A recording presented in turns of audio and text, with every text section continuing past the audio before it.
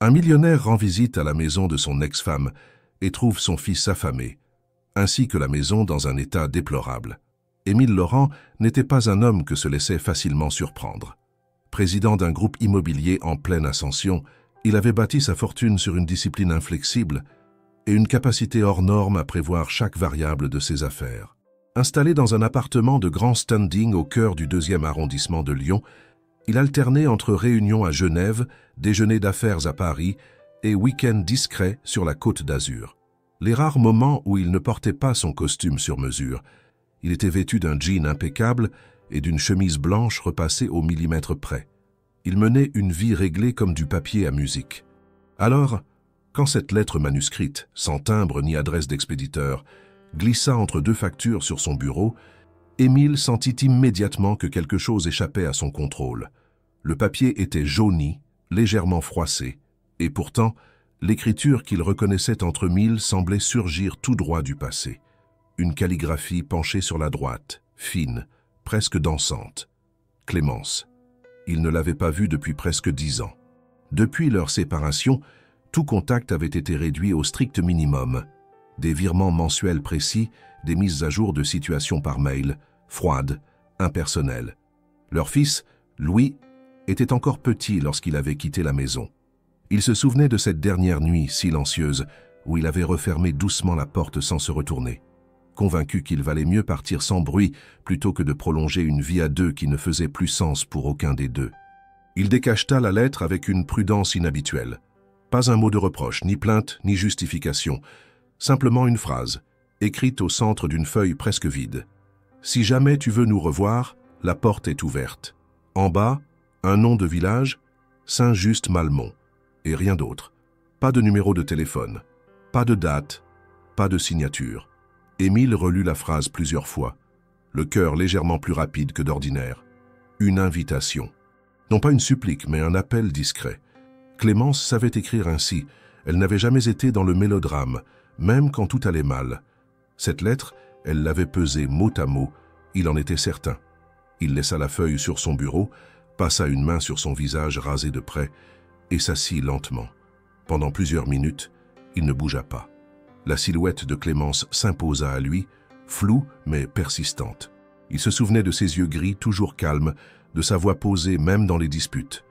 Il se souvenait aussi de Louis, ou plutôt de ce petit garçon qui courait dans l'appartement en riant avant que le silence ne s'installe définitivement. Il se demandait à quoi il ressemblait aujourd'hui. Il devait avoir autour de 9 ans. Le lendemain matin, sans vraiment comprendre pourquoi, il fit ses valises. Pas une grande valise de voyage, mais un simple sac de sport. Il prévint son assistante qu'il serait absent 2 jours, sans autre précision. Il annula un déjeuner avec un investisseur coréen, reprogramma une réunion avec son équipe juridique, puis prit le volant de sa berline noire et quitta Lyon en direction de la Haute-Loire. Le soleil tapait sur le pare-brise, les panneaux défilant à un rythme régulier. Saint-Just-Malmont. Le nom sonnait comme un écho lointain, un endroit qu'il aurait voulu effacer, mais qui refusait de disparaître. Après plus de 2 heures de route, il aperçut les premières maisons du village. Des toits de tuiles rouges, des murs en pierre, des ruelles étroites bordées de volets fermés. Il se sentit étrangement déplacé, comme un étranger dans une scène figée d'un autre temps. Il roula lentement, jusqu'à reconnaître une maison au bout d'une impasse. La peinture s'écaillait sur les volets, une vitre était fendue, et le jardin semblait abandonné depuis des mois. Pourtant, c'était bien là. Il s'arrêta devant la grille rouillée, coupa le moteur et resta assis quelques secondes, les mains crispées sur le volant. Il n'avait pas réfléchi à ce qu'il allait dire, pas préparé de discours, pas imaginé la réaction de Clémence, ni celle de son fils. Il se contenta de descendre, de pousser la grille qui grinça sinistrement et de marcher lentement jusqu'à la porte. Il frappa 2 coups, rien. Puis encore un bruit de pas. La porte s'ouvrit doucement. Et là, il le vit. Un garçon d'environ 9 ans se tenait devant lui, fin presque frêle, le visage fermé. Ses vêtements étaient trop petits pour lui, usés, et ses cheveux mal coupés. Mais ce qui frappa Émile, ce fut le regard. Un regard grave, fatigué, beaucoup trop lourd pour un enfant. Il reconnut immédiatement les traits de Clémence mêlés aux siens. Ce garçon était Louis, son fils. Ils se regardèrent sans un mot. Louis ne dit rien, ne sourit pas, ne bougea même pas. Juste ses yeux fixes, silencieux, accusateurs. Derrière lui, une silhouette apparut. Clémence. Elle avait changé. Ses traits étaient tirés, ses épaules voûtées, mais ses yeux étaient toujours les mêmes. Elle ne dit rien non plus. Elle s'effaça simplement pour le laisser entrer. Émile franchit le seuil sans un mot. La porte se referma derrière lui, doucement, dans un claquement étouffé. Et dans ce simple mouvement, le passé reprit sa place, imposant, incontournable. Dès qu'il posa les yeux sur l'intérieur de la maison, une sensation d'étrangeté s'empara de lui, comme si les années n'avaient rien effacé. La même tapisserie, aujourd'hui délavée, les mêmes meubles, désormais abîmés, et ce silence, lourd, presque gênant. Rien ne semblait avoir changé, si ce n'est que tout semblait en train de mourir à petit feu. Il s'assit lentement sur un fauteuil qui grinça sous son poids et regarda autour de lui. Clémence s'était assise en face. Louis s'était tenu debout, près de la porte, les bras croisés. Personne ne parlait. Et pourtant, tant de choses hurlaient dans ce silence. Les années perdues, les choix non assumés, les regrets trop lourds. Émile regardait son fils et il ne savait pas quoi dire. Pas encore. Tout ce qu'il savait, c'est qu'il était là, et que désormais, rien ne serait plus comme avant. Le silence s'était installé comme un voile, pesant entre les murs délabrés de la maison. Émile, assis au bord du vieux fauteuil, qui grinçait à chaque infime mouvement, observait sans mots ce lieu qui autrefois avait abrité les premières années de Louis. Il y avait dans l'air une odeur stagnante, de renfermé, mêlée au parfum aigre du moisi. Le papier peint, jauni et décollé à plusieurs endroits, laissait apparaître des taches d'humidité comme des cicatrices mal fermées. Le tapis, autrefois beige, était maintenant grisâtre, usé jusqu'à la trame. Le temps semblait avoir avalé toute couleur, toute vie. Louis restait immobile près de la porte, le dos droit, les bras croisés sur sa poitrine, comme s'il cherchait à se protéger d'une intrusion. Émile tentait de capter son regard, mais le garçon détournait systématiquement les yeux. Il avait l'air maigre, presque fragile, comme si une seule brise pouvait le emporter.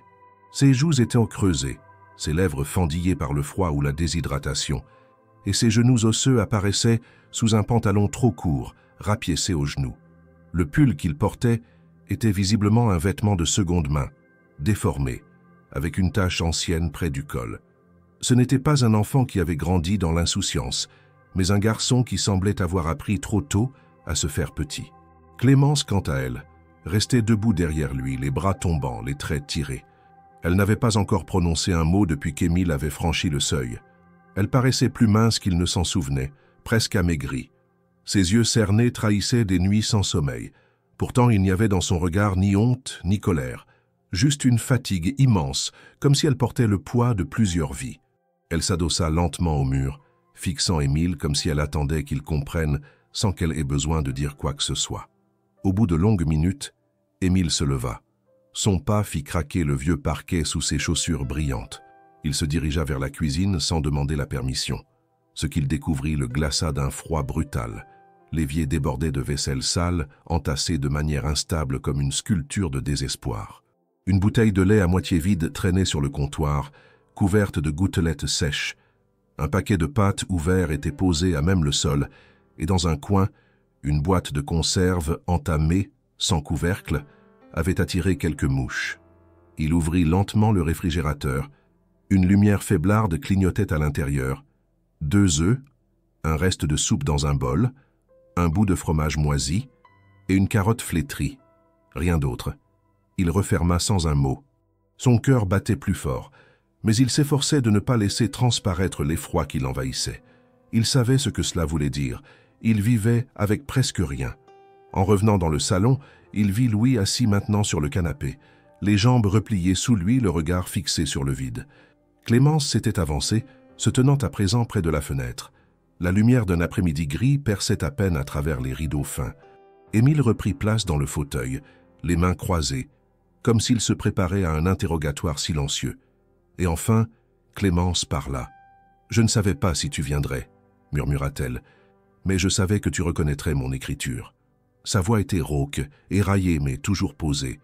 Elle s'assit en face de lui, croisant les jambes, puis ajouta, presque machinalement, « Ce n'était pas un appel à l'aide. Je ne veux pas que tu croies ça. » Émile baissa les yeux un instant. Il savait lire entre les lignes. Ce n'était peut-être pas un appel à l'aide, mais c'était un cri silencieux. Et il l'avait entendu. Trop tard peut-être, mais il était là. « Que s'est-il passé ?» demanda-t-il enfin. Clémence soupira, longue expiration d'un poids retenu trop longtemps. « J'ai perdu mon emploi l'année dernière. L'entreprise a fermé. Louis allait encore à l'école normalement, alors j'ai tenu comme j'ai pu. Au début, les aides sociales ont permis de payer le minimum. Mais ensuite, les choses se sont compliquées. J'ai eu des soucis de santé. Je fais des malaises. Ils ne savent pas encore exactement ce que c'est, mais ça m'empêche de travailler à plein temps. Les petits boulots ne suffisent pas. Je n'ai pas voulu t'impliquer. Je me disais que ça allait passer. » Émile ne répondit pas tout de suite. Il sentait une colère sourde monter en lui. Pas contre elle, mais contre lui-même. Il avait continué sa vie, comme si tout était normal. Il signait des virements mensuels, persuadé que cela suffisait. Il pensait que l'argent pouvait remplacer la présence, qu'en payant correctement, il remplissait son rôle. Il n'avait jamais demandé comment allait son fils, ni s'il manquait de quelque chose. Il avait cru qu'en s'éloignant, il faisait le choix le moins douloureux pour tous. Mais à cet instant, il comprit que son absence avait eu un coup bien plus lourd qu'il ne l'imaginait. « Pourquoi ne m'as-tu rien dit ?» demanda-t-il, la voix étranglée. Clémence releva les yeux calmement, par fierté sans doute, et par peur aussi. Peur que tu reviennes avec de grands gestes, puis que tu repartes. Louis n'a pas besoin d'un miracle. Il a besoin d'une constance. Il tourna la tête vers son fils. Louis n'avait toujours pas parlé. Il grignotait une petite biscotte, lentement, avec une retenue qui déchirait le cœur. Son ventre creux se manifestait par des petits bruits à peine perceptibles, mais qu'Émile entendait comme des tambours. Cet enfant avait faim. Faim de nourriture, de sécurité, de repères. Faim d'un père qu'il ne connaissait qu'en photo. Le reste de l'après-midi se déroula dans un mélange de silence pesant et de paroles mesurées. Émile ne posait pas trop de questions. Clémence ne donnait que les réponses nécessaires. Il apprit que Louis n'avait plus de manteau à sa taille pour l'hiver, que l'électricité avait été coupée une semaine en décembre et qu'il s'éclairait alors à la bougie. Il découvrit que Louis n'avait jamais quitté le village, ne connaissait ni la mer ni la montagne, et qu'il n'avait jamais reçu une seule carte postale de son père. Avant de partir, Émile s'approcha de son fils. Il posa une main hésitante sur son épaule. Louis tressaillit, mais ne recula pas. Le contact fut bref, maladroit mais réel. Il ne dit rien, mais ses yeux s'adoucirent un instant. Une brèche, infime, mais suffisante pour que quelque chose peut-être puisse commencer à changer. Émile sortit de la maison en fin d'après-midi, le cœur lourd. Il ne regarda pas en arrière.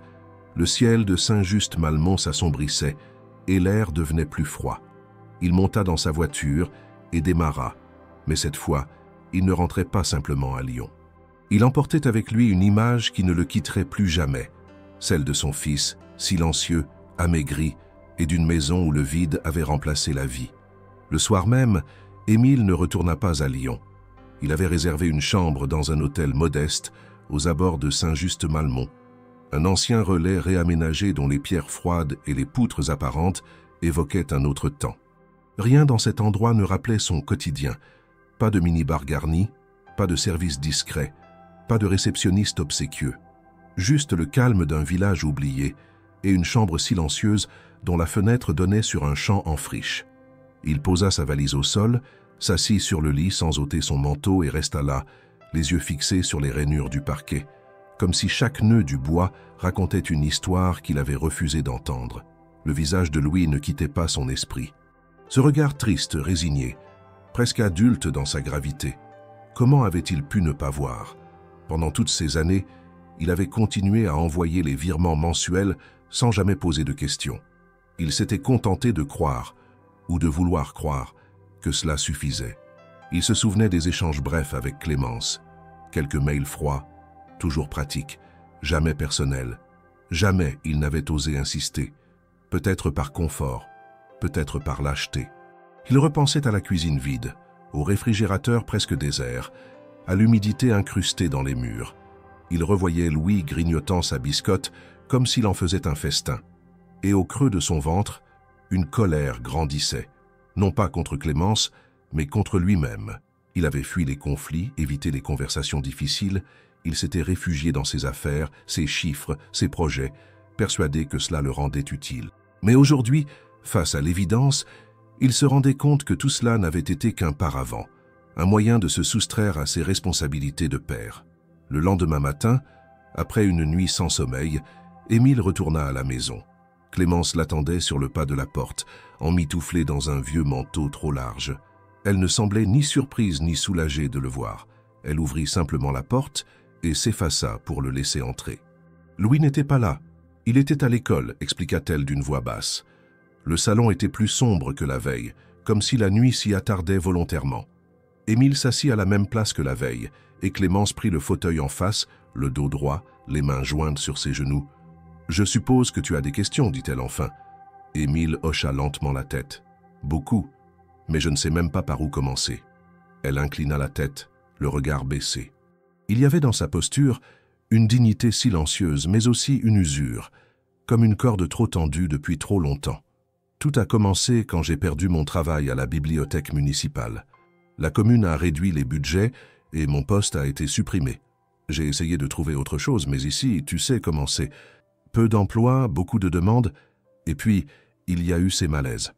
Elle marqua une pause, cherchant ses mots. Au début, c'était juste de la fatigue, puis des vertiges. Un jour, j'ai perdu connaissance en allant chercher Louis à l'école. Ils ont parlé de possibles troubles neurologiques, mais les examens sont longs. Je ne peux pas rester debout plus de quelques heures sans trembler. Alors les employeurs ne veulent pas prendre le risque. J'ai touché quelques aides sociales, mais c'est maigre. Et l'orgueil m'a empêché de demander plus. Émile l'écoutait en silence. Chaque mot était comme une gifle, chaque détail un rappel de son absence. Il avait vécu dans l'illusion confortable que tout allait bien, pendant que Clémence se battait seule pour maintenir la tête hors de l'eau. « Et les virements que je faisais ?» demanda-t-il d'une voix étranglée. « Ils ont aidé, bien sûr, mais ce n'était pas suffisant. Le loyer, l'électricité, les frais de scolarité, les vêtements, la nourriture, tout monte. Et je ne pouvais pas faire face à tout. J'ai accumulé des retards. Bernard, le propriétaire, a été patient au début. Mais même la patience a une limite. Émile passa une main sur son visage. Il sentait un poids immense s'abattre sur ses épaules. Il se souvenait de ses dîners en terrasse, des coupes de champagne, des hôtels 5 étoiles. Il repensait aux dizaines de milliers d'euros dépensés en une seule soirée, pendant que son fils mangeait des biscottes. « Pourquoi ne m'as-tu pas prévenu ?» répéta-t-il, la voix plus ferme. Clémence releva les yeux, et cette fois il y avait une lueur dure dans son regard. « Parce que tu n'étais pas là. Tu étais devenu un fantôme qui envoyait de l'argent, pas un père. Je ne voulais pas que tu réapparaisses comme un sauveur, puis que tu disparaisses à nouveau. Louis mérite mieux que ça. » Ces mots étaient tranchants, mais justes. Émile ne pouvait pas les contredire. Il s'était effacé volontairement, pensant que son absence serait moins dommageable que sa présence hésitante. Il avait eu tort. « Il m'a regardé comme un inconnu, dit Émile d'une voix brisée. Il ne m'a même pas appelé papa. Il ne t'a jamais vu en vrai depuis qu'il a l'âge de comprendre, répondit Clémence.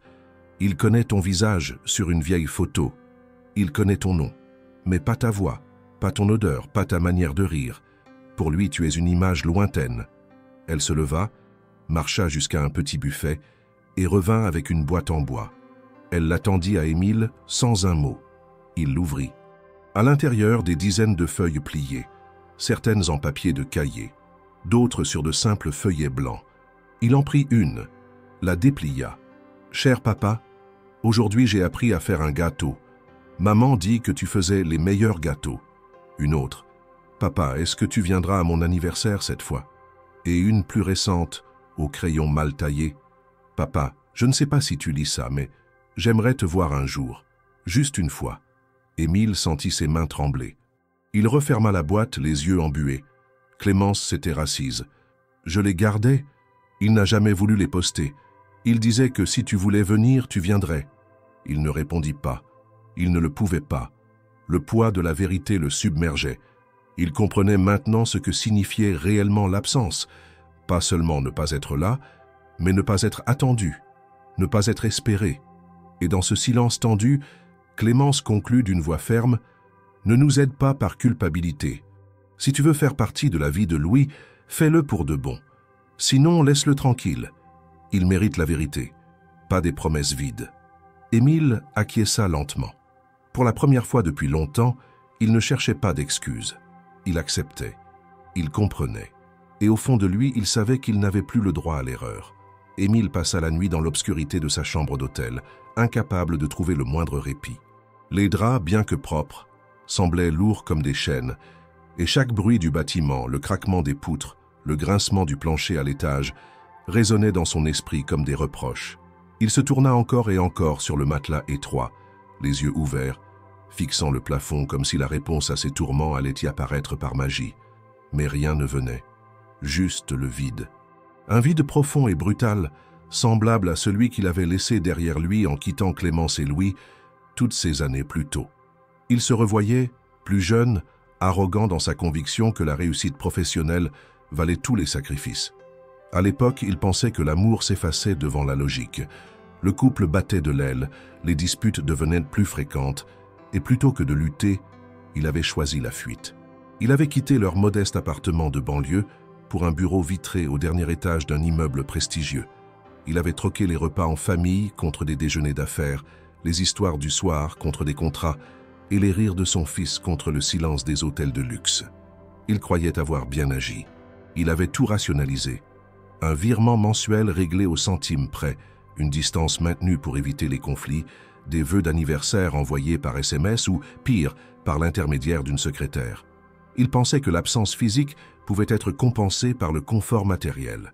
Il n'avait jamais réfléchi à la solitude de Louis, à la fatigue de Clémence, à la lente dégradation d'une maison transformée en prison. Il avait vécu en ignorant délibérément ce qu'il ne voulait pas voir, se convainquant qu'il faisait ce qu'il fallait. Mais cette nuit-là, dans le silence de Saint-Just-Malmont, le vernis craqua. Il se vit comme il était réellement. Un homme qui avait fui, un père qui avait abdiqué, un ex-mari qui avait laissé la mère de son enfant lutter seul contre la précarité. Et cette prise de conscience le heurta de plein fouet.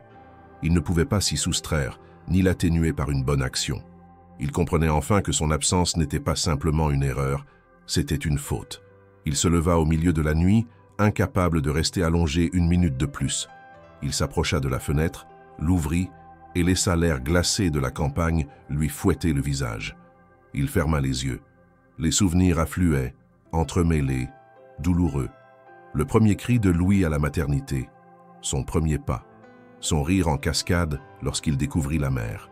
Ces moments qu'il croyait lointains revenaient avec une précision tranchante, comme des éclats de miroir brisés. Il se rappela aussi de la dernière dispute avec Clémence, quelques semaines avant son départ. Elle lui avait crié qu'il se comportait comme un étranger dans sa propre maison, qu'il préférait les réunions aux repas familiaux, les investissements aux jeux de société. Il avait ri avec ce mépris déguisé qu'il croyait justifié. Aujourd'hui, il revoyait cette scène avec honte. Elle avait tenté de lui parler, de lui faire entendre la détresse, et lui, il avait tourné les talons. Le lendemain matin, il descendit tôt, prit un café amer sans toucher au croissant posé devant lui et repartit à pied vers la maison.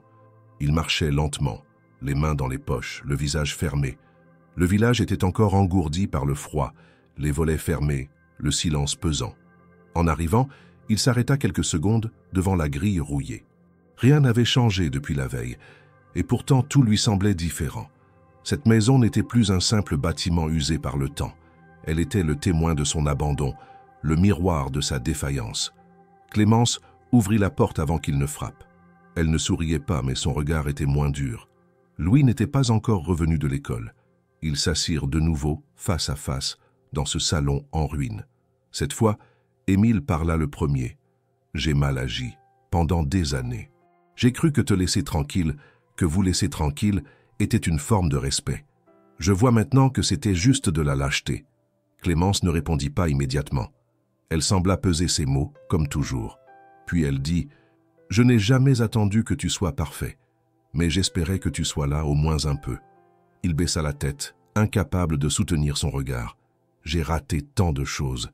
Je ne peux pas les rattraper, mais je veux essayer. Pas en payant une maison ou en envoyant des cadeaux. Je veux apprendre à être là vraiment. Il va falloir du temps, Émile, et de la patience. Louis ne va pas se jeter dans tes bras. Il ne te doit rien. » Il hocha la tête. Il le savait. Rien ne pourrait être acquis facilement. Ce qu'il avait brisé, il allait devoir le reconstruire pierre par pierre, sans promesse de réussite. Mais pour la première fois depuis longtemps, il se sentait prêt à affronter cette difficulté, à ne plus fuir. Clémence se leva et alla chercher quelque chose dans un tiroir. Elle revint avec un dessin, un petit croquis d'enfant en noir et blanc, une maison, un arbre et 3 personnages, un homme, une femme, un enfant. Elle le posa sur la table. Il a dessiné ça hier soir. Il ne t'a pas dit, mais il savait que tu reviendrais. Émile prit le dessin entre ses mains tremblantes. Il ne disait rien, mais au fond de lui, une certitude naissait. Louis ne l'avait pas totalement effacé. Il y avait encore une place pour lui, peut-être infime mais réelle, et cette place, il allait la mériter. Il quitta la maison en fin de matinée, les yeux humides. Dans sa poche, il avait le dessin, et dans son cœur, un poids immense, mais aussi une détermination nouvelle. La culpabilité ne disparaîtrait pas. Elle ferait partie de lui, mais elle pouvait devenir un moteur, non plus pour se punir, mais pour réparer, pour devenir, enfin, le père qu'il n'avait jamais su être. Les jours suivants furent marqués par un silence tendu, ponctué de gestes maladroits et de regards incertains. Émile restait dans la région, logeant toujours dans le même hôtel modeste, tout en se rendant chaque jour à la maison de Clémence. Il ne forçait aucune interaction, il ne s'imposait pas. Il restait parfois dehors, sur le petit banc en pierre devant la maison, observant les nuages passer au-dessus du village. D'autres fois, il aidait en silence à porter des courses ou à réparer une étagère bancale dans le salon. Il ne posait pas de questions inutiles. Il attendait que les mots viennent, que la présence parle d'elle-même. Il savait que Louis avait besoin de temps et que Clémence avait besoin de preuves, pas de promesses. Un matin, alors que la brume recouvrait encore les collines autour de Saint-Just-Malmont, Clémence lui ouvrit la porte avec un regard différent. Moins fermé, presque résigné, mais surtout lucide. Elle ne disait pas qu'elle lui faisait confiance, mais elle acceptait sa constance. Elle lui fit signe d'entrer, sans un mot, puis disparut quelques instants dans le couloir. Lorsqu'elle revint, elle tenait une petite boîte de bois verni, usée par le temps, fermée par un petit crochet en laiton. Elle la posa délicatement sur la table basse devant Émile, puis s'assit dans le vieux fauteuil qui grinçait comme à son habitude. « Je ne sais pas si tu es prêt, dit-elle doucement, mais il est temps que tu vois ça. » Émile, intrigué, ouvrit le couvercle. À l'intérieur, une pile de lettres soigneusement rangées, certaines nouées par un ruban effiloché, des feuilles pliées, d'autres roulées, d'autres encore froissées, comme si elles avaient été tenues dans de petites mains nerveuses. Sur chacune, des dates, des dessins d'enfants, des tentatives d'écriture aux lettres irrégulières. Il en prit une au hasard. Sur le haut de la page, écrit au crayon gris, il lut « Papa, je ne sais pas si tu vas me lire, mais je voulais te dire que j'ai gagné à la course à l'école. J'aurais voulu que tu sois là. Maman m'a applaudi fort, mais j'ai regardé dans la foule et je ne t'ai pas vu. Peut-être que tu viendras la prochaine fois. » Il ne sut pas quoi dire. Sa gorge se noua, ses doigts tremblaient.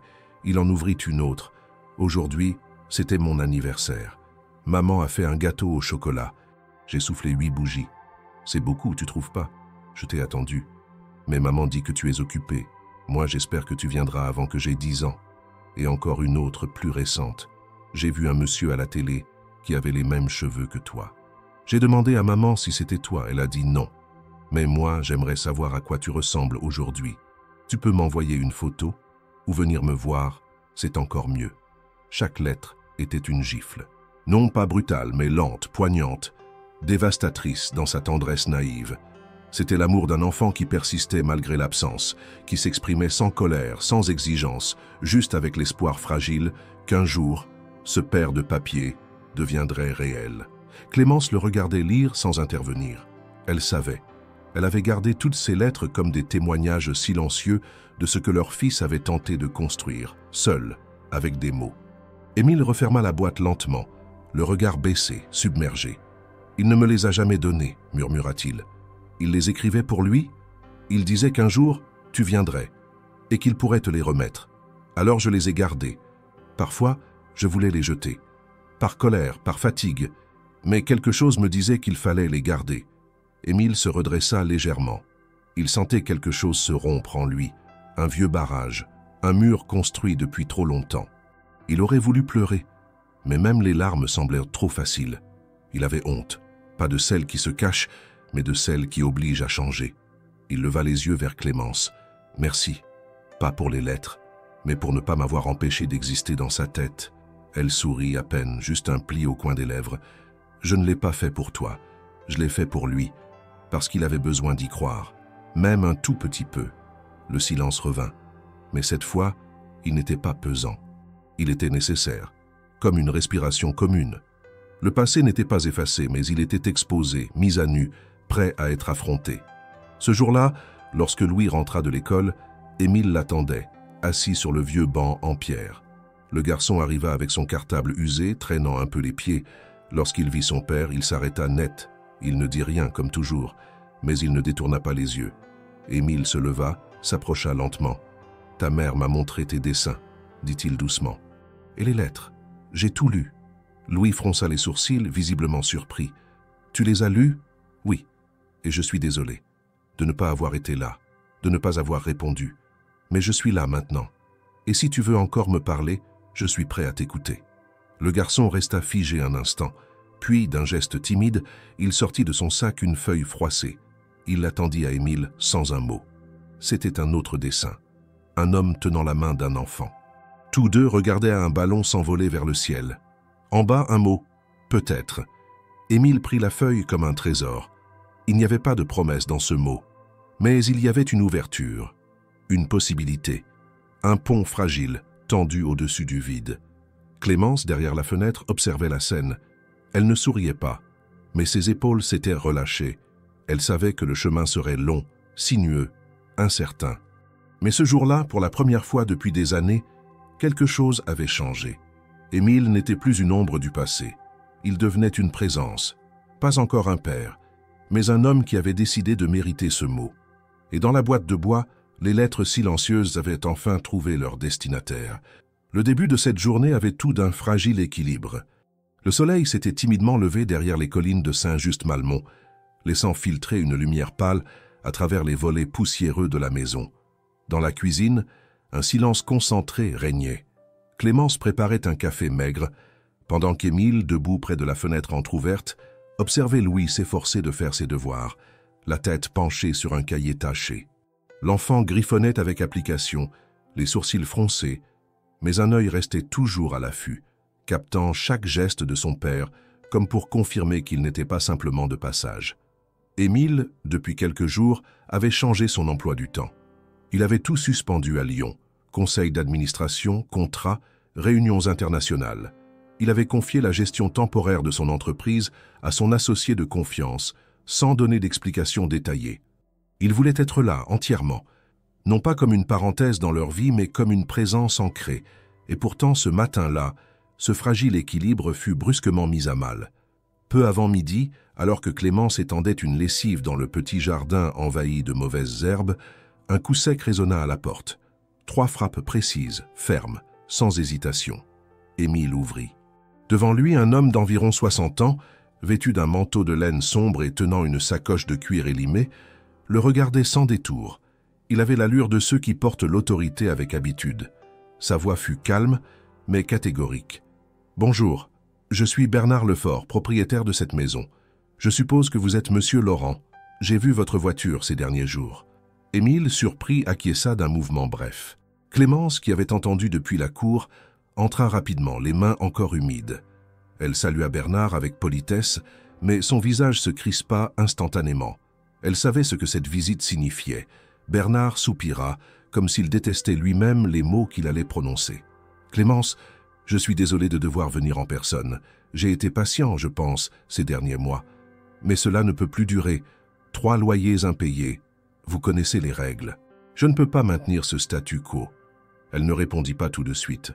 Son regard se durcit, non pas par orgueil, mais par désespoir contenu. « Je sais, mais je vous avais dit que je cherchais une solution. J'espérais pouvoir rattraper le retard ce mois-ci. Vous m'aviez dit cela il y a 2 mois déjà, et j'ai accepté. Mais la mairie me presse, la préfecture aussi. J'ai mes propres contraintes. J'ai besoin du logement pour un nouveau locataire. Vous avez 2 semaines, Clémence. Je ne veux pas appeler un huissier. Faites ce qu'il faut. Je suis désolé. » Il remit une enveloppe contenant un avis officiel de fin de bail, signé, daté, cacheté. Puis, il s'éloigna, sans insister, son pas résonnant sur les pavés. Clémence resta figée. l'enveloppe à la main, les doigts crispés. Louis, resté dans l'encadrement de la porte, observait la scène sans comprendre tous les mots, mais en percevant très clairement la gravité de la situation. Émile s'approcha lentement. « Tu le savais ?» demanda-t-il la voix basse. « Je savais que ça allait arriver, oui, mais pas aussi vite. Je pensais avoir un peu plus de temps. Tu n'as vraiment nulle part où aller ?» Elle secoua la tête, une expression lasse sur le visage. « Je n'ai plus de famille vivante. Les quelques amis que j'avais ici sont partis depuis longtemps. Il y a un foyer pour femmes seules à Firminy, mais ils sont débordés. Et Louis ne peut pas vivre là-bas. C'est trop instable. » Émile sentit sa poitrine se serrer. Il ne s'agissait plus seulement d'un problème de factures ou d'orgueil blessé. C'était une urgence concrète. 2 semaines, 14 jours. Puis ce toit, aussi vétuste et précaire fût-il, ne serait plus leur abri. Il regarda autour de lui. Le fauteuil bancal, les murs lézardés, les rideaux déchirés. Et malgré tout, c'était ici que vivait son fils. C'était ici qu'il avait grandi, dessiné, espéré. Ce lieu, si imparfait soit-il, était leur monde. Et ce monde allait s'effondrer. « Tu ne dormiras pas une nuit de plus ici en sachant cela, » déclara-t-il d'un ton calme mais ferme. « Je vais trouver une solution, immédiatement. » Clémence le fixa, interdite. « Je t'ai dit que je ne voulais pas de charité, et je t'ai dit que je ne voulais pas agir par pitié. Je suis son père, Clémence. Ce n'est pas une faveur, c'est une responsabilité. » Elle ne répondit pas. Elle savait qu'il ne demandait pas la permission.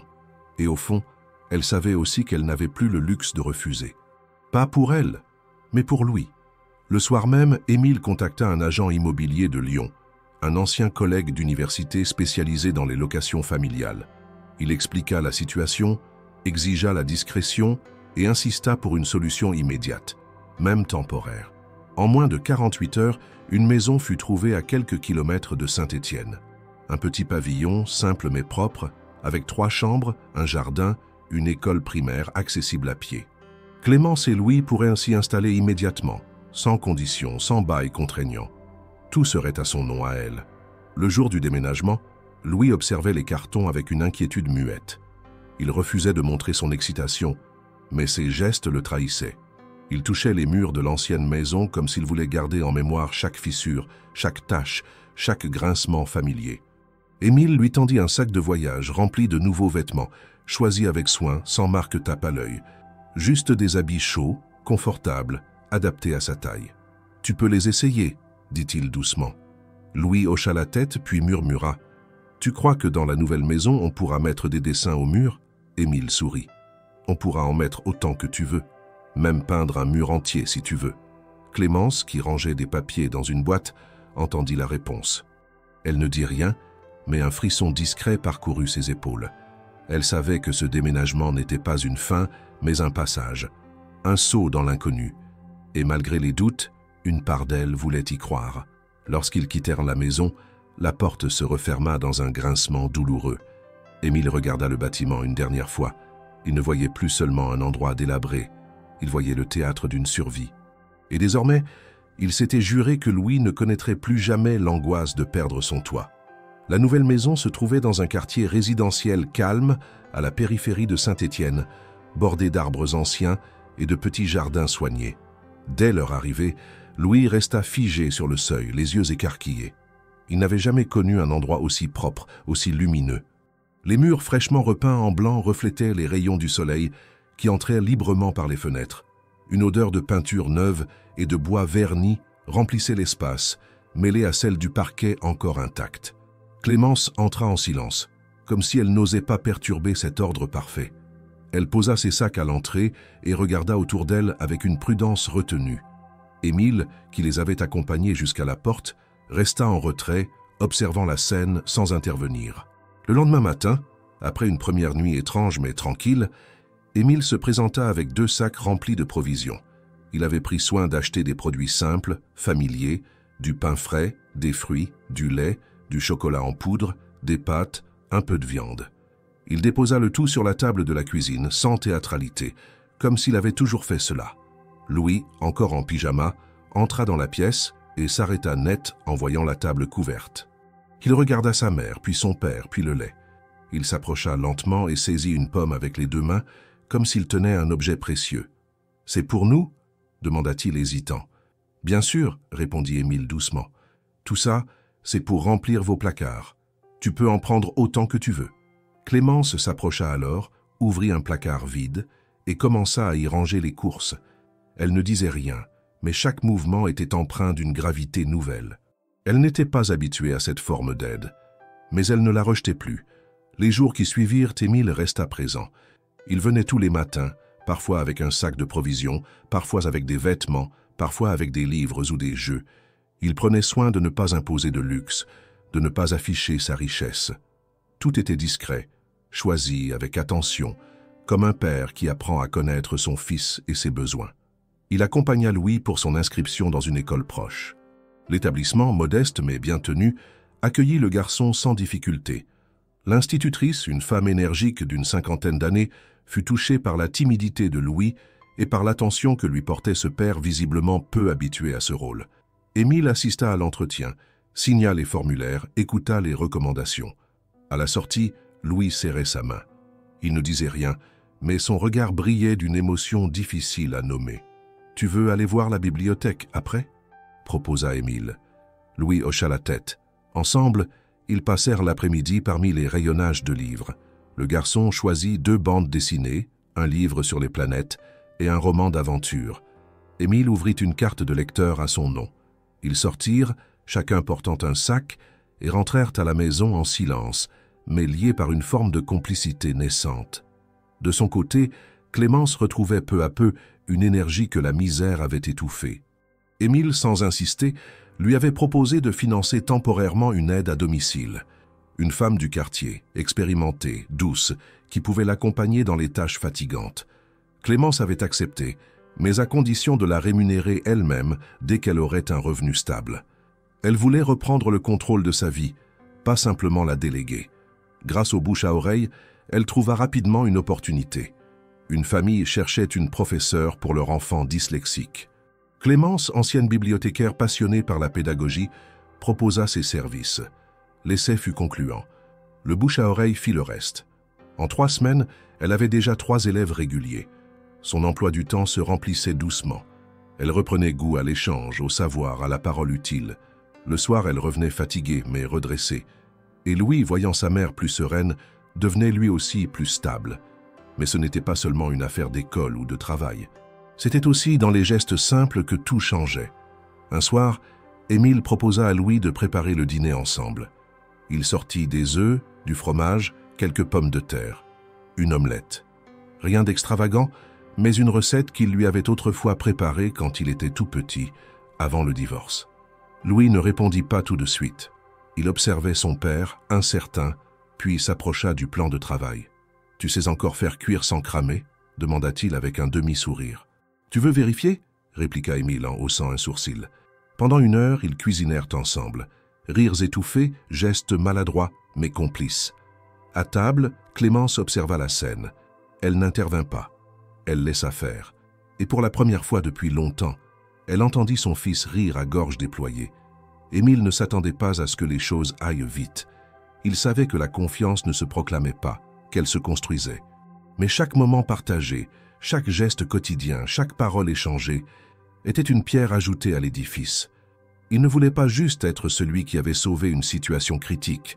Il voulait être un père qui reste, qui écoute, qui partage. Pas seulement un homme riche capable d'acheter du confort. Il évitait les grandes déclarations.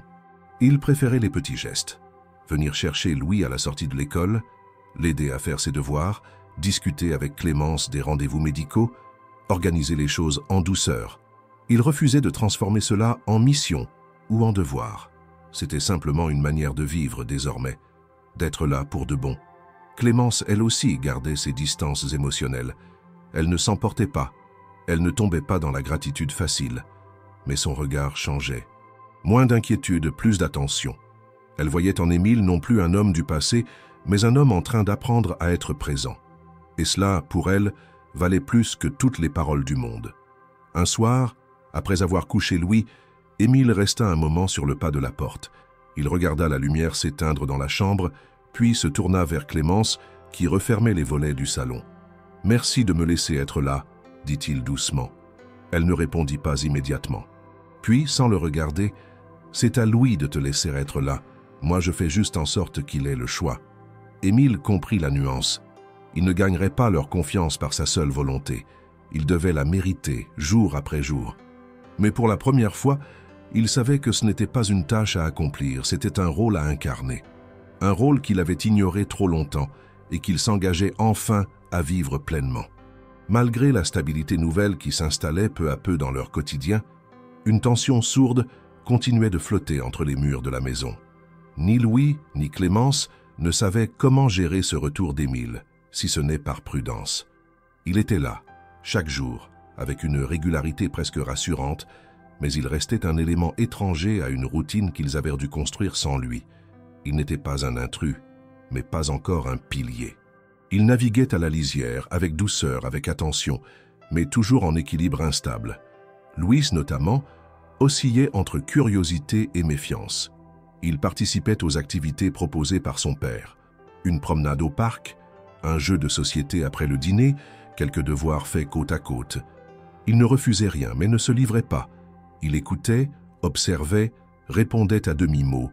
Il souriait parfois, riait même lors de certains moments légers, mais toujours avec retenue. Il vivait ce rapprochement comme une série d'essais, de tests silencieux.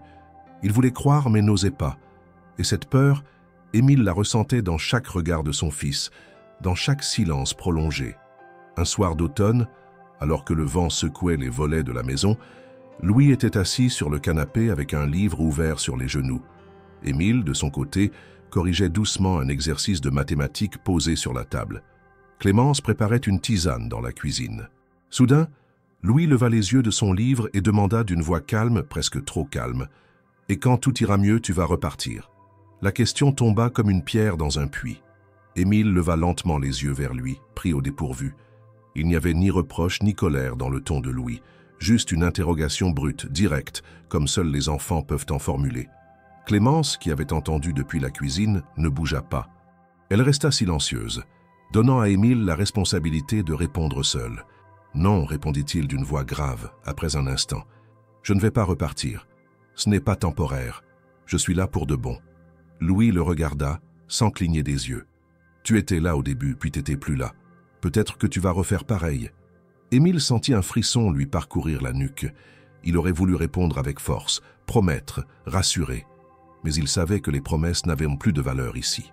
Seule la constance parlait. Il s'approcha doucement, s'assit en face de Louis à la même hauteur. « Tu as raison d'avoir peur. Moi aussi j'ai peur. Peur de ne pas savoir être le père que tu mérites. Peur de ne pas savoir comment réparer ce que j'ai brisé. Mais je vais faire de mon mieux tous les jours, et pas seulement jusqu'à ce que ça aille mieux. Je vais rester, même quand ce sera difficile. Surtout quand ce sera difficile. » Louis ne répondit pas. Il referma lentement son livre, puis se leva pour aller dans sa chambre. Il ne claqua pas la porte, il ne pleura pas. Il s'éloigna simplement, comme quelqu'un qui a besoin de solitude pour comprendre ce qu'il ressent. Clémence entra alors dans le salon, la tasse de tisane toujours entre les mains. Elle posa son regard sur Émile.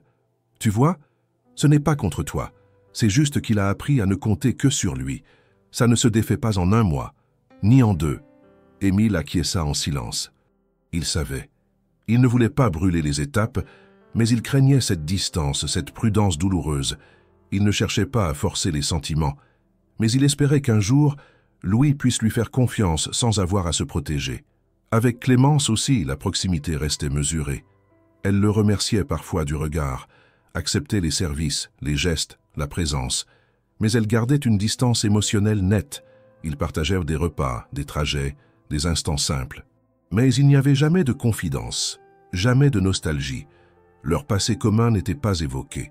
Elle ne parlait jamais de leur vie d'avant, ni de ce qu'elle avait ressenti pendant son absence. Elle agissait comme une partenaire de coéducation, mais jamais comme une femme qui avait aimé puis été abandonnée. Émile, un soir, tenta d'ouvrir une brèche. « Je pense parfois à ce que j'aurais pu faire différemment, » dit-il, alors qu'il faisait la vaisselle côte à côte. « À ce que j'ai détruit. » Clémence continua de rincer les assiettes, sans le regarder. « Ce qui est détruit reste détruit. On ne reconstruit pas l'ancien. On peut juste faire du neuf, avec ce qu'on a maintenant. » Elle se tourna vers lui, le regard droit. « Tu veux savoir si je t'en veux encore ? Non. Mais je ne peux pas te faire confiance comme avant. Je ne te vois plus comme avant, et c'est peut-être mieux ainsi. » Ces mots, dits sans colère, furent pour Émile une nouvelle forme de vérité. Elle ne voulait pas raviver un passé. Elle ne lui fermait pas la porte, mais elle ne l'ouvrait pas non plus à ce qu'ils avaient été. Il n'était pas question de redevenir ce qu'ils avaient été, mais de trouver une nouvelle manière de coexister, pour Louis. Dans les jours qui suivirent, Émile redoubla d'attention, non pas en donnant plus, mais en étant plus. Il se mit à accompagner Louis, non seulement à l'école, mais aussi à ses premières sorties scolaires. Il demanda à parler à ses enseignants, à connaître ses progrès, ses difficultés. Il devint un visage familier à la grille de l'école, saluant les autres parents, discutant avec les instituteurs. Petit à petit, cette présence commença à produire des effets. Louis un jour rentra avec une médaille en plastique autour du cou, un prix de dessin. Il la tendit à Émile silencieusement. Celui-ci la prit avec soin, l'examina comme un trésor. « Tu veux qu'on l'accroche dans ta chambre ?» proposa-t-il. Louis hocha la tête, et ce soir-là, pour la première fois, il appela son père par son prénom. Pas par habitude, mais parce que le mot « papa » n'était pas encore naturel. Émile ne fit pas de remarque. Il sourit simplement, reconnaissant. Ce prénom, dans la bouche de son fils, était déjà une victoire. Clémence observait tout cela en silence. Elle ne disait rien, mais elle voyait. Elle notait les changements, la manière dont Louis attendait parfois le retour de son père, les phrases qu'il répétait, les gestes qu'il imitait. Elle savait que quelque chose s'installait, lentement, fragilement, mais avec constance. Et elle comprenait surtout que cette peur du rejet, qu'ils portaient tous les trois, pouvait devenir autre chose. Une vigilance partagée, une exigence de sincérité, et peut-être un jour, une confiance reconstruite. Un après-midi de fin novembre, alors que l'air était chargé de cette humidité froide typique des premières neiges, Émile arriva plus tôt que d'habitude à la maison. Louis n'était pas encore rentré de l'école, et Clémence était occupée à corriger des exercices dans le salon, entouré de cahiers d'élèves. Émile, après avoir salué d'un ton discret, monta à l'étage et s'arrêta devant la porte entr'ouverte de la chambre de son fils. Il ne l'avait jamais vraiment explorée, se contentant d'y jeter un œil de temps en temps lorsque Louis lui montrait un dessin ou un nouveau livre. Ce jour-là, quelque chose l'attira à l'intérieur. Il entra lentement, presque sur la pointe des pieds, comme s'il pénétrait un espace sacré. La chambre était simple mais bien ordonnée. Sur le mur au-dessus du lit, plusieurs dessins colorés étaient accrochés à l'aide de pinces à linge suspendues à une corde. Des paysages, des personnages de fiction, des scènes de la vie quotidienne. Il s'approcha et examina chaque feuille avec attention. Il reconnut certains personnages de bandes dessinées qu'ils avaient lues ensemble, d'autres qu'il ne connaissait pas. Puis, sur un dessin plus ancien, il vit une scène qui le fit s'arrêter net. 3 silhouettes sous un ciel bleu. Un homme, une femme et un enfant, tenant chacun une glace dans une main. Il se souvenait très bien de ce jour-là. C'était l'un de leurs derniers étés ensemble. Ils étaient allés à la foire de Firminy. Louis avait à peine 4 ans, mais il riait aux éclats. Émile avait porté Clémence sur son dos à un moment, juste pour la faire rire. Ils avaient mangé des churros, joué à la pêche au canard, et Louis était reparti avec une peluche trop grande pour lui. Émile resta longtemps devant ce dessin, troublé. Il pensait que Louis avait oublié cette journée, qu'il était trop petit pour la retenir. Mais ce souvenir était là, figé dans une feuille de papier, précis, minutieux. Cela lui prouva que malgré l'absence, malgré la distance, des fragments du passé avaient survécu, enfouis quelque part dans la mémoire de son fils. En redescendant, il trouva Clémence en train de préparer une infusion. Elle leva à peine les yeux en le voyant, concentrée sur ses gestes. « Il se souvient de la fête foraine », dit-il simplement. Elle s'arrêta un instant, puis hocha la tête. « Oui, il m'en parle parfois. Ce n'est pas qu'il a tout oublié. Il a juste appris à ne pas y penser. » Émile s'assit à la table, le regard dans le vide. « Je croyais qu'en disparaissant, j'avais aussi effacé ces souvenirs, mais ils sont encore là. Et ça me bouleverse plus que je ne saurais le dire. » Clémence servit l'eau chaude, puis posa la théière entre eux. « Il t'a toujours gardé quelque part, même s'il ne savait pas comment te classer. Ce n'est pas le passé qu'il a effacé, Émile, c'est l'espoir. Parce qu'espérer faisait trop mal. » Cette phrase resta suspendue dans l'air comme une note prolongée. Émile laissa le silence s'installer avant de répondre. « J'aimerais lui montrer que tout ce qu'il a gardé en lui, je suis prêt à le retrouver. Avec lui. Pas pour réparer, juste pour relier les morceaux.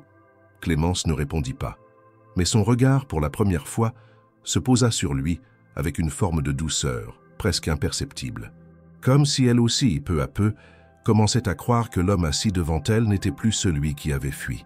Le soir venu, Louis rentra de l'école avec son sac rempli de feuilles. Il posa tout sur la table, se déchaussa et fila dans sa chambre sans mot dire. Quelques minutes plus tard, il redescendit avec un carnet à spirale serré contre lui. Il s'approcha d'Émile, s'assit en face de lui et tendit le carnet. « Tu veux voir mes jours heureux ?»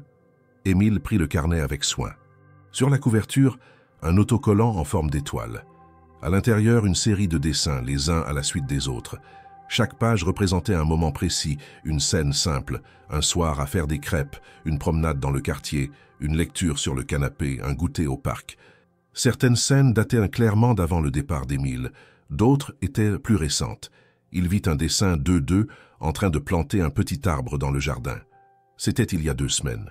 Il avait acheté un jeune pommier pour Louis, en lui disant qu'il pourrait le voir grandir ensemble. « Tu dessines très bien, dit-il, la gorge serrée. » Louis haussa les épaules. « Je dessine ce que j'aime. Comme ça, même si ça disparaît, c'est encore là. » Cette phrase frappa Émile comme un coup direct au cœur. Il referma le carnet doucement, puis le rendit à son fils. « Tu veux qu'on en fasse ensemble, un jour heureux? Un qu'on dessine tous les deux ?» Louis parut hésiter, puis hocha lentement la tête. « D'accord, mais il faudra qu'il soit vraiment bien. »« Il le sera, » répondit Émile avec un petit sourire. « Je te le promets. » Les jours suivants, ils commencèrent à construire ce jour heureux.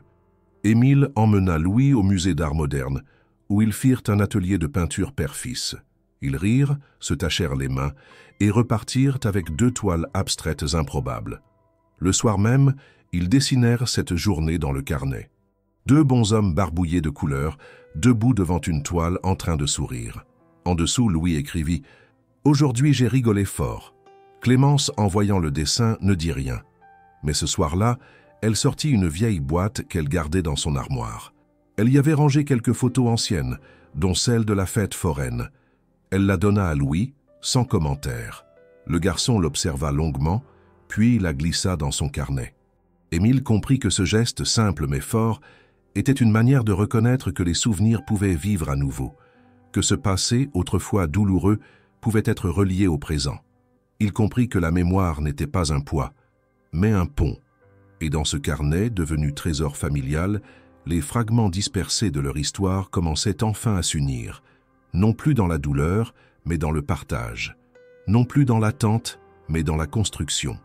Parce qu'en liant les morceaux, on redonne un sens. Et parfois, ce sens est tout ce dont on a besoin pour recommencer à vivre. L'hiver s'installait lentement dans la région. Les matins devenaient plus pâles. La buée couvrait les vitres dès l'aube, et les trottoirs humides portaient l'odeur froide du givre. Dans la petite maison de Saint-Étienne, les habitudes prenaient doucement forme. Louis se levait à 7 heures, déjeunait en silence, puis se préparait pour l'école avec une efficacité presque adulte. Clémence donnait ses cours particuliers l'après-midi et Émile venait chaque jour, ponctuel, prêt à faire sa part, aider aux devoirs, organiser les repas, écouter simplement.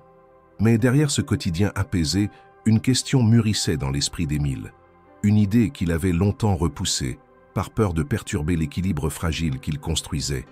Pourtant, plus les jours passaient, plus elle devenait pressante. Il voulait proposer à Louis de venir vivre quelque temps avec lui à Lyon. Pas définitivement, pas pour le séparer de Clémence, mais pour lui faire découvrir une autre facette de sa vie, pour tisser un lien plus profond. Il savait que ce serait un bouleversement, mais il sentait que c'était le moment. Il attendit un soir calme. Louis dormait déjà, et Clémence rangeait des livres dans le salon. Émile s'installa en face d'elle, le visage grave, les mains jointes. Il hésita un instant, puis se lança. « J'aimerais te parler d'une chose, c'est délicat, et je veux que tu saches que je ne cherche pas à imposer quoi que ce soit. » Clémence referma un livre, croisa les bras. « Je t'écoute. » J'ai réfléchi. « Je ne te cache pas que c'est quelque chose qui me travaille depuis plusieurs semaines. Je voudrais proposer à Louis de venir passer quelques semaines avec moi, à Lyon. Pas pour l'arracher d'ici. Juste pour qu'on passe du temps ensemble, rien que tous les deux. Qu'on apprenne à se connaître dans un cadre différent. » Il s'attendait à un silence, à une hésitation. Mais Clémence réagit aussitôt, la voix ferme, presque glaciale. « Non. » Émile resta figé. « Je m'y oppose, dit-elle, catégorique. Ce que vous construisez ici, c'est bien, c'est sain. Mais Lyon, c'est ton monde. C'est celui que tu as choisi quand tu es parti. C'est un monde qu'il ne connaît pas, et je ne veux pas qu'il ait l'impression que tu veux le faire entrer dans ta vie d'un coup. Il commence à peine à se sentir en sécurité. Mais je ne veux pas lui imposer mon monde, protesta Émile. Je veux lui montrer où je vis, comment je vis, lui offrir la possibilité de comprendre une autre partie de moi. C'est important. Pour lui. Pour moi aussi. Ce n'est pas à toi de décider ce qui est important pour lui maintenant. Tu as eu des années pour le faire et tu ne l'as pas fait. Tu ne peux pas revenir et changer les règles quand ça t'arrange. Le ton montait doucement, mais sûrement. Émile sentit la colère le gagner. Non pas une colère brutale, mais celle de l'injustice perçue. Il se leva, fit quelques pas dans la pièce. « Je ne veux pas le voler, Clémence. Je ne veux pas le prendre. Je veux juste créer un espace où il peut aussi être avec moi, sans que ce soit toujours sous ton regard. Pas parce que je te rejette, mais parce que j'ai besoin qu'il me voie comme son père, pas seulement comme un invité dans sa vie. « Tu crois que je te surveille ?» demanda-t-elle, blessée. « Tu crois que je fais ça pour te contrôler ? Tu n'as aucune idée de ce que c'est, Émile, de ce que c'est que de porter seul l'éducation d'un enfant pendant des années, de le consoler, de le nourrir, de l'écouter pleurer la nuit en te réclamant. Tu crois qu'un week-end dans ton appartement moderne va effacer ça ? Tu veux qu'il t'aime, c'est ça ? Mais l'amour, ça ne se gagne pas par un décor ou une escapade. Ça se gagne ici, dans la répétition, dans la fatigue, dans le silence. » Émile s'arrêta, les épaules contractées. Il prit une grande inspiration. « Je sais, je le sais maintenant. Et je ne veux pas effacer ce que tu as fait. Je veux juste avoir ma place. Et pour ça, il faut qu'il me voie ailleurs. Qu'il sache que je suis plus qu'un père de passage. Je ne veux pas qu'il vive avec moi. Je veux juste qu'il ait le choix, comme tu l'as dit. » Clémence secoua la tête. « Le choix, Émile, ce n'est pas toi qui le lui donne. C'est lui qui le prend quand il est prêt. Et il ne l'est pas. » Ils restèrent là face à face, figés dans ce désaccord. Un silence douloureux s'installa. Puis Émile murmura « Tu m'as accusé un jour de t'avoir abandonné. Et tu avais raison. Mais tu ne peux pas m'accuser de vouloir faire partie de sa vie maintenant. » Clémence le regarda longtemps. Puis elle dit calmement « Tu ne m'as pas été arraché. Tu es parti de toi-même. Et ce que tu reconstruis aujourd'hui, tu le dois à ta persévérance. Mais ça ne veut pas dire que tu peux tout demander. Pas encore. » Émile acquiesça sans répondre. Il comprenait. Il avait fait un pas trop vite. Il avait oublié que le lien avec un enfant ne se décrétait pas, même avec les meilleures intentions. Cette nuit-là, il ne dormit pas. Il resta dans la chambre d'amis, allongé dans le noir, les yeux ouverts. Il pensait à Louis, à ses silences, à ses dessins, à ce carnet où les jours heureux s'empilaient lentement. Il se demanda combien de temps il faudrait encore pour que son fils l'appelle papa sans hésiter. Il se demanda s'il méritait même cet espoir. Mais au matin, en descendant dans la cuisine, il trouva un petit dessin posé sur la table. Une valise, un train, 2 personnages debout sur un quai. Et en bas, écrit d'une écriture d'enfant, « Peut-être un jour ». C'était tout ce qu'il lui fallait. Ce « peut-être » était une promesse plus forte que n'importe quelle autorisation. Et cela, il le garderait en lui comme une boussole. Parce que le plus grand défi, ce n'était pas de convaincre. C'était d'attendre, sans faiblir, que l'amour puisse s'installer sans condition. Le mois de décembre arriva sans prévenir, enveloppant la ville d'un voile blanc et silencieux. Les rues de Saint-Étienne se transformèrent progressivement. Vitrines décorées, guirlandes lumineuses suspendues au-dessus des trottoirs, chants de Noël éparpillés dans les haut-parleurs des magasins. Dans la petite maison, cependant, l'atmosphère restait sobre. Clémence n'était pas du genre à se laisser aller à l'effervescence de la saison, et Louis, malgré son âge, n'en parlait que peu. Il semblait presque hésitant à se réjouir, comme si la félicité lui appartenait à moitié. Émile, lui, observait tout cela avec prudence. Il sentait que quelque chose était en train de basculer, mais ne savait pas encore comment l'accompagner. Les tensions du mois précédent s'étaient apaisées. Depuis leur vive discussion sur le séjour à Lyon, Clémence et lui avaient retrouvé un ton plus équilibré. Elle n'était ni plus proche ni plus distante, mais elle le regardait avec un respect discret, presque professionnel. Il y avait eu un accord tacite. Il restait présent, mais sans dépasser la limite invisible qu'elle avait posée. Il ne reparla plus de voyages, ni de projets indépendants. Il s'était contenté d'être là, juste là. Un matin, alors qu'il aidait Louis à finir un bricolage pour l'école, une maquette de volcan à base de carton et de peinture rouge, Émile eut une idée. Une chose simple, mais qu'il n'avait jamais faite. Il voulait les inviter tous les deux à dîner. Non pas au restaurant, mais chez lui, dans son appartement lyonnais. Pas pour impressionner, mais pour partager. Pour ouvrir un espace qui, jusqu'ici, leur était resté inconnu. Il en parla d'abord à Louis, prudemment. « Tu sais, j'ai pensé, si ça te dit, on pourrait faire un repas à la maison, à Lyon. Juste un dîner. Toi, ta maman et moi. Rien d'extravagant. Je cuisine, on parle, on mange ensemble. Ça te plairait ?» Louis resta pensif un instant, puis demanda. « Tu sais cuisiner, toi ? J'ai quelques recettes. Oui, tu veux un indice ? Dis toujours. Gratin dauphinois. Avec du vrai fromage, pas en sachet. » Louis sourit. Ce sourire valait acceptation. Resta à convaincre Clémence. Elle fut plus difficile à convaincre, comme prévu. Elle hésita, demanda à réfléchir, chercha des raisons d'éviter.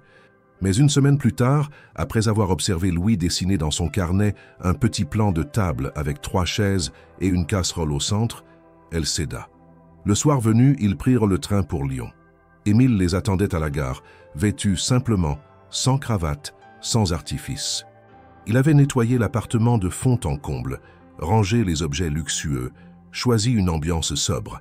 Il voulait qu'ils se sentent chez eux, pas spectateurs d'un monde étranger. La table était dressée avec simplicité, assiette blanche, couvert brillant, un petit bouquet au centre. Il avait passé l'après-midi à cuisiner. Gratin, salade de mâche, poulet rôti. Pas un menu de chef, mais un repas fait maison. Louis fut le premier à entrer. Il regarda autour de lui, curieux, puis alla directement vers la grande baie vitrée donnant sur la ville. Clémence suivit, un peu raide, mais sans commentaire. Émile les invita à s'installer. Le dîner se déroula lentement. Louis posa quelques questions sur les objets dans le salon. Clémence goûta le plat, fit un commentaire évasif, mais pas désagréable. Émile parla peu, écouta beaucoup. L'ambiance était étrange, presque fragile, mais réelle. Puis au moment du dessert, une tarte aux pommes qu'il avait maladroitement préparée lui-même, il se leva, alla chercher une enveloppe et la posa sur la table. Clémence fronça les sourcils. « C'est quoi ça ?»« Pas une surprise ni un piège, » répondit-il calmement.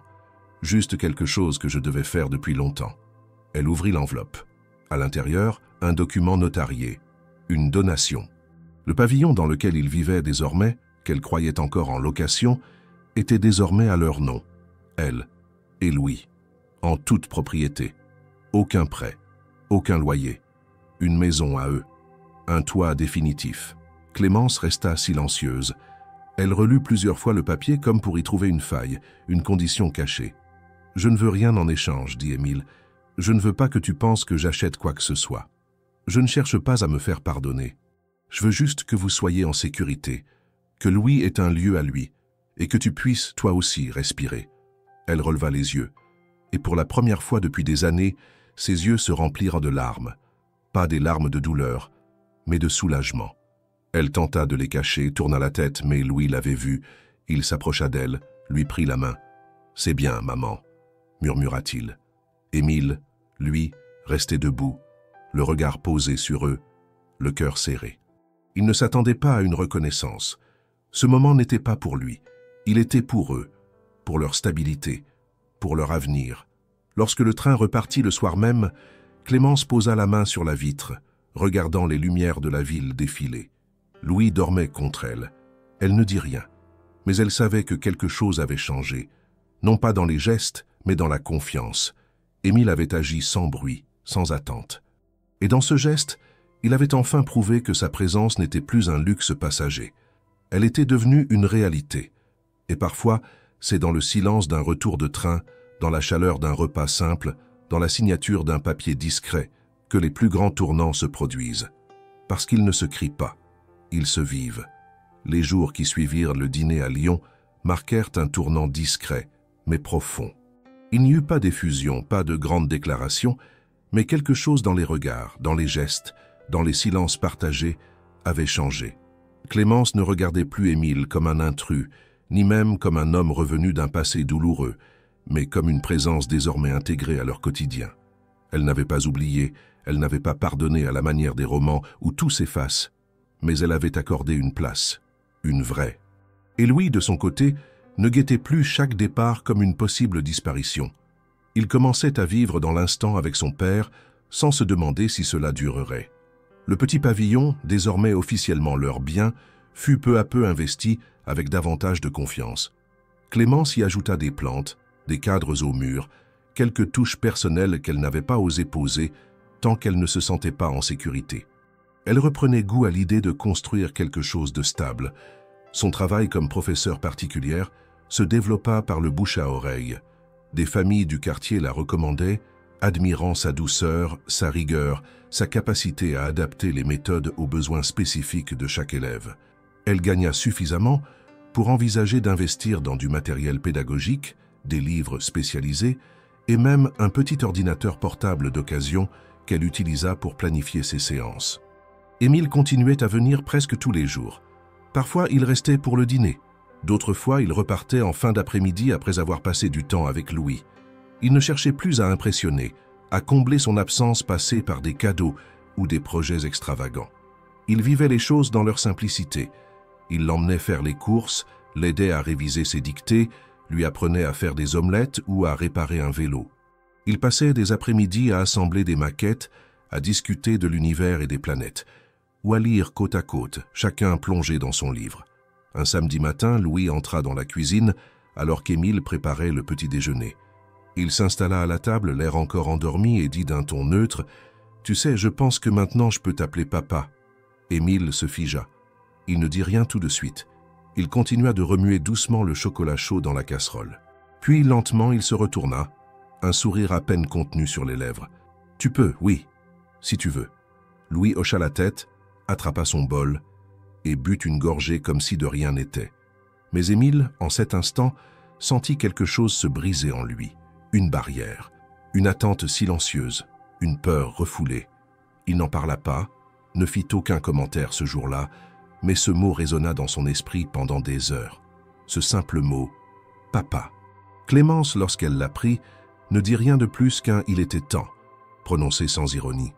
Elle avait vu le changement. Elle avait vu Louis se redresser un peu plus chaque jour, marcher d'un pas plus affirmé, poser des questions, s'ouvrir. Elle voyait son fils respirer autrement, et cela suffisait. Les fêtes approchèrent. Clémence décora la maison avec quelques guirlandes discrètes. Louis confectionna des étoiles en papier et les accrocha aux fenêtres. Émile proposa d'acheter un sapin, mais Louis insista pour qu'ils le trouvent ensemble dans un marché local. Ils choisirent un petit sapin potelé, pas très droit mais plein de charme. Ils le décorèrent tous les trois dans le salon, en écoutant une vieille playlist de chansons françaises de Noël. Ce moment-là, Émile le grava en lui comme un souvenir précieux. Le soir du réveillon, Clémence prépara un dîner simple mais chaleureux. Louis avait dressé la table lui-même, avec une nappe blanche et des serviettes pliées en forme de triangles approximatifs. Émile apporta un gâteau au chocolat qu'il avait fait à Lyon, sans certitude qu'il soit bon, mais avec fierté.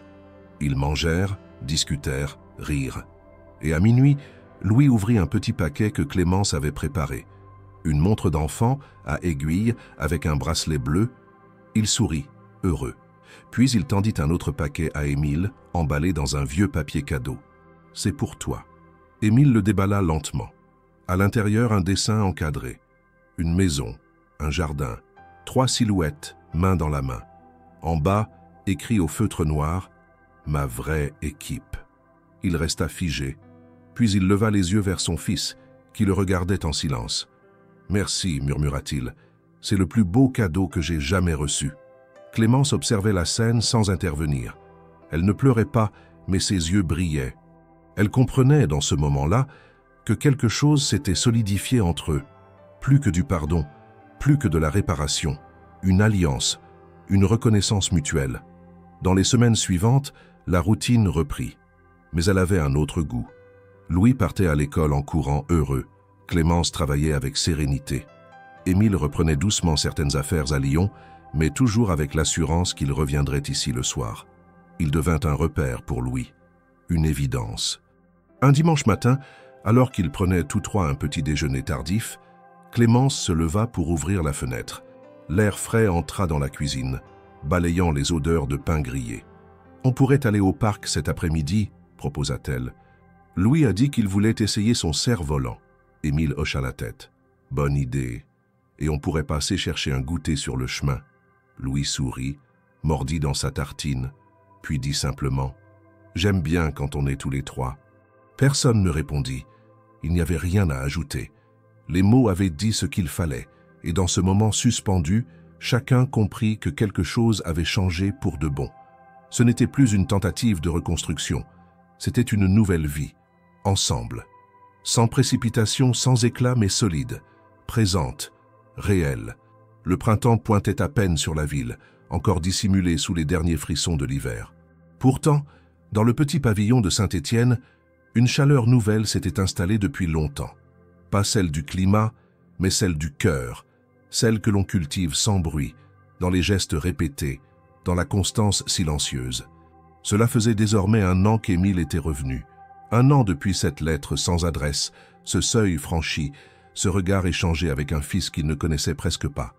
12 mois pour déconstruire la distance, pour briser les malentendus, pour exister à nouveau dans une vie dont il s'était autrefois exclu. Louis avait grandi, non seulement en taille, mais en présence. Il ne traînait plus les pieds, ne murmurait plus ses phrases. Il posait des questions, riait fort et racontait ses journées avec une assurance nouvelle. Il était devenu un enfant sûr de lui, non pas parce qu'il avait tout reçu, mais parce qu'il savait désormais que quelqu'un, quelque part, serait là pour l'écouter, pour le regarder, pour répondre. Clémence, elle, s'était relevée à sa manière. Elle n'était plus seulement cette femme fatiguée, amaigrie par l'effort. Elle rayonnait d'une énergie tranquille, d'un équilibre trouvé dans la reprise en main de sa propre vie. Elle avait aujourd'hui plus d'une dizaine d'élèves qu'elle suivait chaque semaine. Son nom circulait avec respect dans les cercles parentaux et plusieurs écoles du quartier lui recommandèrent des enfants ayant besoin d'un accompagnement attentif. Elle avait réorganisé la pièce à l'entrée de la maison pour y faire un espace de travail, lumineux, ordonné, rempli de livres, de jeux éducatifs, de matériel coloré. Émile, quant à lui, avait modifié sa propre manière de vivre. Il n'avait pas quitté son entreprise, ni renoncé à ses responsabilités professionnelles, mais il avait appris à les adapter. Il avait ouvert un bureau secondaire à Saint-Étienne, réduit ses déplacements, confié davantage de responsabilités à son équipe. Il avait cessé de courir. Il n'avait plus cette urgence qui autrefois le dévorait, ce besoin constant d'aller plus loin, plus haut. Il avait compris que la réussite n'était pas une ligne d'arrivée, mais une manière d'être présent. Il passait désormais ses week-ends au pavillon, dormait souvent dans la chambre d'amis, participait à toutes les réunions parents-professeurs de Louis, allait le chercher au sport, l'accompagnait à ses expositions de dessin. Un dimanche de mai, Clémence proposa un pique-nique. L'idée ne venait pas d'un besoin de célébration, mais d'un simple désir de profiter ensemble d'un jour ensoleillé. Ils préparèrent des sandwichs, des fruits, quelques boissons fraîches, et prirent la route du parc de la Perrotière à la lisière de la ville. Louis avait emporté son ballon, ses crayons et un carnet à dessin neuf. Ils s'installèrent sous un arbre, à l'écart, sur une couverture que Clémence avait ressortie du grenier. Le repas fut simple, ponctué de rires, de silences paisibles, de conversations sur tout et rien.